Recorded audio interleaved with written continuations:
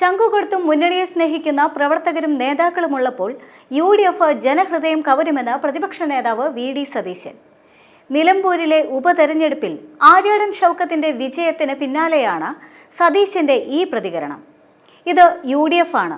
ഒറ്റ പാർട്ടിയെ പോലെ പ്രവർത്തിക്കുന്ന ഐക്യ ജനാധിപത്യ മുന്നണിയാണ്. 2026 UDF കൊടുങ്കാറ്റ് പോലെ തിരിച്ചു വരുമെന്നും സതീശൻ ഫേസ്ബുക്കിൽ പങ്കുവച്ച കുറിപ്പിലൂടെ പറയുന്നുണ്ട്. തെരഞ്ഞെടുപ്പിലൂടെ തെളിയുന്നതും കോൺഗ്രസിന്റെ ഇതേ പുതിയ മുഖം തന്നെയാണ്. നിലമ്പൂർ ഉപതെരഞ്ഞെടുപ്പ് UDFന്റെ പുതിയ ടീമും പുതിയ രീതിയും നയങ്ങളും പുത്തൻ കുതിപ്പും വ്യക്തമാക്കുന്ന മുന്നറിയിപ്പാണ്. ഇത് അൻവറിന് മാത്രമല്ല, ആളും വോട്ടും ഇല്ലാത്ത ഘടക കക്ഷികൾക്ക് കൂടിയുള്ള മുന്നറിയിപ്പാണ്. VD സതീശൻ പ്രതിപക്ഷ നേതാവായി വന്നതു മുതൽ ശീലങ്ങൾ മാറുകയാണ് UDFൽ.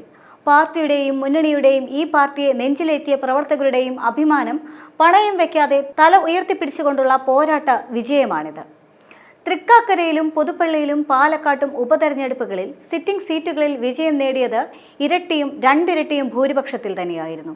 ഇപ്പോൾ ഇടതുപക്ഷത്തിന്റെ 10 വർഷമായുള്ള സിറ്റിംഗ് സീറ്റ് പിടിച്ചെടുത്ത് അവരുടെ തന്നെ ഭൂരിപക്ഷത്തിന്റെ 4 ഇരട്ടി ഭൂരിപക്ഷത്തിലാണ്.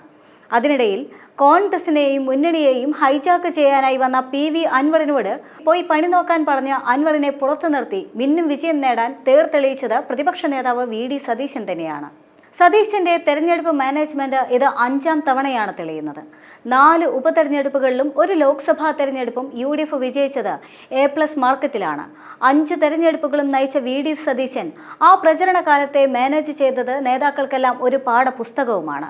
സാധാരണ ഉപതെരഞ്ഞെടുപ്പുകളിൽ UDF ക്യാമ്പുകൾ ഒരു ആൾക്കൂട്ടമായി മാറുകയാണ് പതിവ്.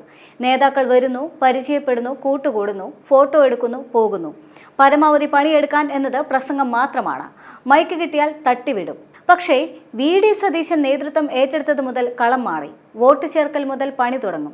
അതിനു മുൻപ് മണ്ഡലത്തിൽ പാർട്ടിയുടെ സംഘടനാ സംവിധാനങ്ങൾ എണ്ണയിട്ട യന്ത്രം പോലെ ചലിക്കുമെന്നും ഉറപ്പാകും. തെരഞ്ഞെടുപ്പിലേക്ക് നീങ്ങിക്കഴിഞ്ഞാൽ ഓരോ മണ്ഡലവും നേതാക്കൾക്ക് വീതിച്ചു നൽകും. അവിടെ എന്താണ് ചെയ്യേണ്ടതെന്ന് കൃത്യമായ ചാർട്ട് തയ്യാറാക്കി ചുമതലയുള്ള നേതാക്കൾക്ക് നൽകും.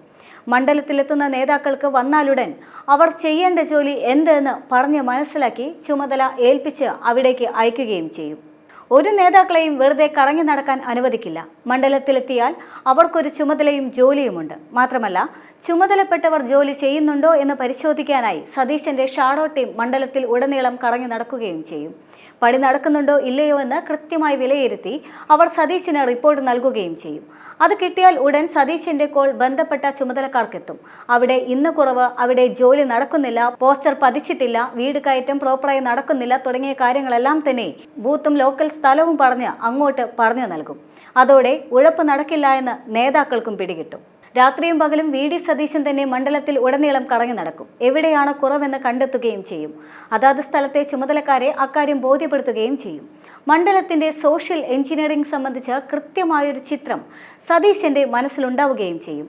സമുദായ സംഘടന, മത നേതാക്കളൊക്കെ നേരിൽ കണ്ടുകൊണ്ട് കാര്യങ്ങൾ വിശദീകരിച്ച് പിന്തുണ ഉറപ്പാക്കും. കാര്യഗൗരവത്തോടെ കാര്യങ്ങൾ വിശദീകരിക്കുന്ന സതീശന്റെ ശൈലിയും നിലപാടും ഇത്തരം സമുദായ സംഘടനാ നേതാക്കളുമായുള്ള കൂടിക്കാഴ്ചകളിൽ സ്വീകാര്യത നേടിക്കൊടുക്കുന്നുമുണ്ട്. UDFനും കോൺഗ്രസിനും ഇതുവരെ പരിചിതമല്ലാത്ത വേറിട്ട ശൈലിയാണ് സതീശന്റേത്. അതിൽ വിജയവുമുണ്ട്, റിസൾട്ടുമുണ്ട്. ഇതോടെ കോൺഗ്രസിന്റെ പുതിയ റിയൽ ലീഡറായി VDS മാറുകയാണ്. ഈ കഥയിലെ നായകൻ സതീശൻ തന്നെയാണ്.